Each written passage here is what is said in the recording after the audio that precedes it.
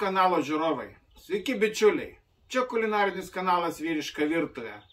Dar visai neseniai pas mus buvo pilna sniego, o dabar sniegas nutirpęs, atėjo pavasaris, o pavasarį labiausiai trūksta organizmui vitaminų, ypač vitamino C. Todėl šiandien gaminsime raugintų kopūstų sriubą. Bet ne bet kokią raugintų kopūstų sriubą, o sriubą su istorija. Raugintų kopūstų sriuba populiari ne tik Rytų Europoje, bet ir Skandinavijoje, Vokietijoje. Na, o vienoje šalyje ši sriuba yra nacionalinis patiekalas, kuris yra patiekiamas švenčių metu per Kalėdas. Tai slovakiška kapusnica. Ir kuo jinai skiriasi nuo kitų šalių kopūstienių, tuoj pamatysime. Šiam patiekalui reikės rūkytos sprandinės, aštri rūkyta dešra, kiaulienos mentė, 2 svogūnai, 2 obuoliai, džiovinti baravykai, rauginti kopūstai, druska, pipirai, keletas skiltelių česnako, raudona rūkyta paprika, kelios džiovintos slyvos, kmynai, kvapnieji pipirai, juodieji pipirai, gvazdikėliai, kadugio uogos, maltas muskatas ir keli lauro lapeliai. Na, o rūgštumą sureguliuosime pusiau saldus vynas, jeigu reikės, įdėsime medaus. Pradžiai reikia įsivirti sultinį, o sultinys verdamas yra iš rūkytos sprandinės. Dedame į kazaną ir pilame 2,5 litro vandens. Uždengiame ir leidžiame užvirti.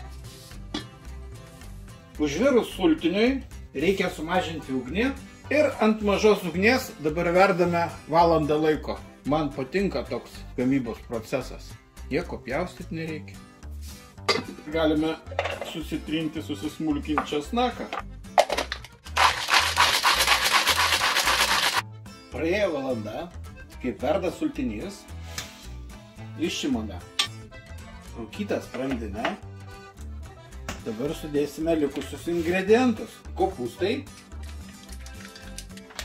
apie 700 gramų. Įdedame aštrią dešrą. Ir taip pat įdedam kiaulienos mentę ir lašinukas nuo kiaulienos mentės. Supilame išmirkytus vandenyje džiovintus grybus. Sudedame smulkintą trintą česnaką. Įdedame sveiką obuolį, viso 2 obuolius ir 2 svogūnus. Tai va tokia ta kapusnica. Na ir sudedam prieskonius. Kvepiantis pipirai, paprasti pipirai, gvazdikėlis, kelios kadugio uogos, 2 lauro lapai ir maltas muskato riešutas ir kmynai. Padidinam ugnį ir leidžiame sriubai užvirti. Sriuba dar kartą užvirė, mažiname ugnį ir verdame dar 45 minutės. Praėjo 45 minutės, išimame dešrą, taip pat išimame kiaulienos mentę ir palaukime, kol atvės. Na, o sprandinė tai jau yra atvėsusi, ją susipjaustykime vieno kąsnio gabalėliais.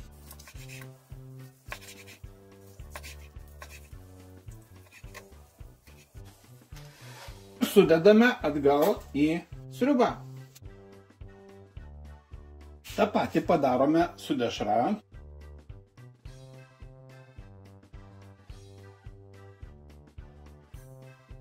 Ir susipjaustome kiaulienos mentę. Mentė puikiai išvirė.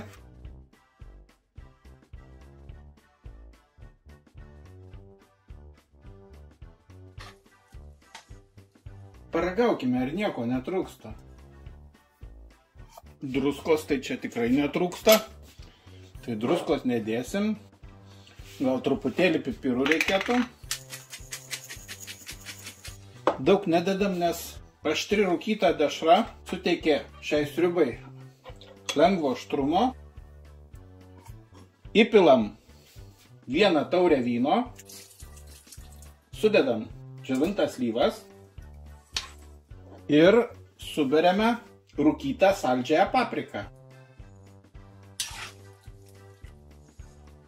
Sriuba nusidažė tokia gražia spalva. Ir įdėkim 1 valgomą šaukštą medaus. Verdame dar 30 minučių. Po 30 minučių sriuba bus baigta. Praėjo 30 minučių. Atrodo puikiai. Sriuba pagaminta.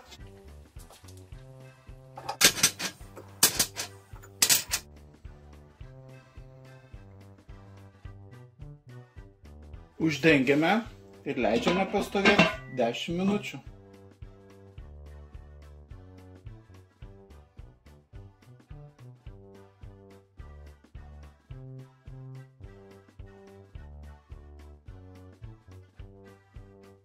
Pagaminom slovakišką kapusnicą, tokia sodri kopūstų sriuba.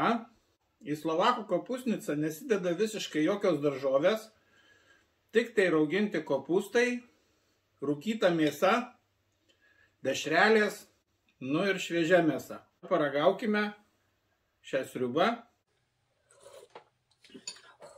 Čia yra tikrai nuostabi sriuba. Valgo slovakai su skrudyta duona, bet čia gal netgi ir tiktų lietuviškam skoniui virta bulvė su lupena.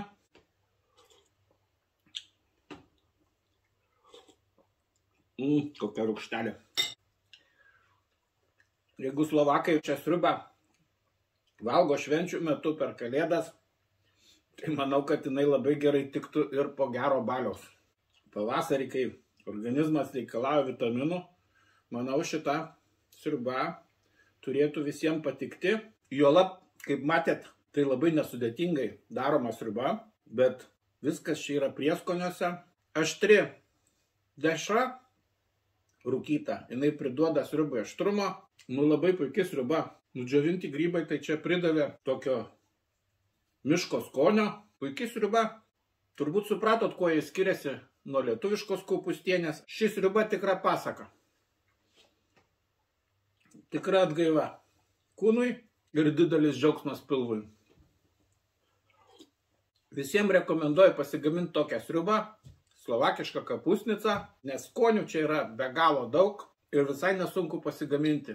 Taigi, jeigu jums patiko šis video, kaip visada, spaudžiam patinka, komentuojam, o jeigu dar nesate užsiprenumeravę mūsų kanalą, būtinai tai padarykite dabar ir iki kitų skanių susitikimų. Iki!